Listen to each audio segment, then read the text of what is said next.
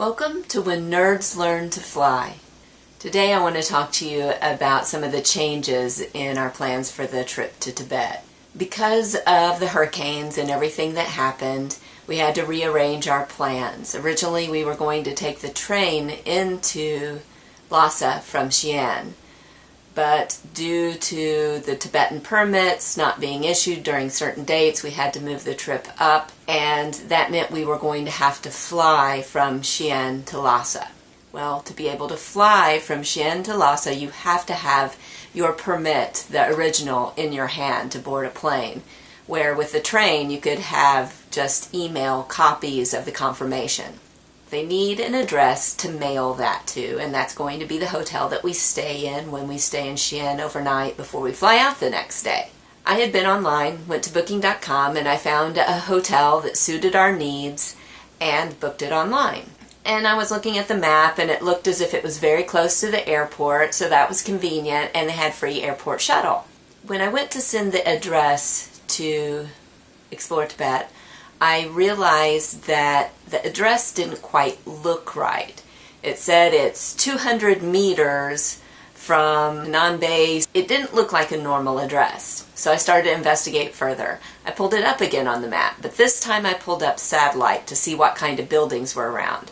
That's when I realized that the pin for this hotel on the map was actually in the middle of a parking lot with no building. Then I began to investigate some of the other hotels around that area, and it looks like that's common. It also looks like that kind of address is common. So now I'm concerned about whether my permit is going to be able to be mailed to this hotel.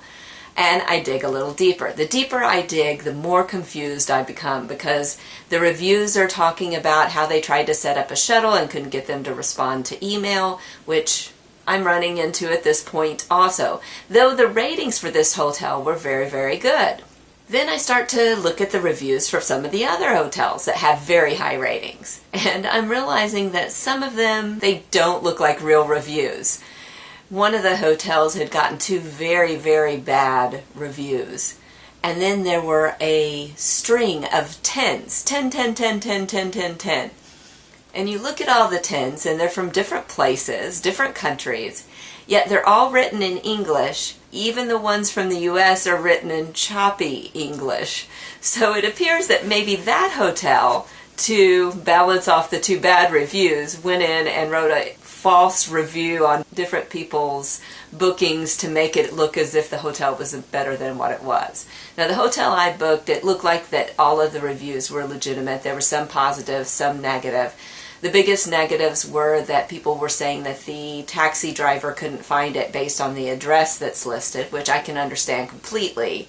I've sent an email to Explore Tibet asking them, can you mail something to this address?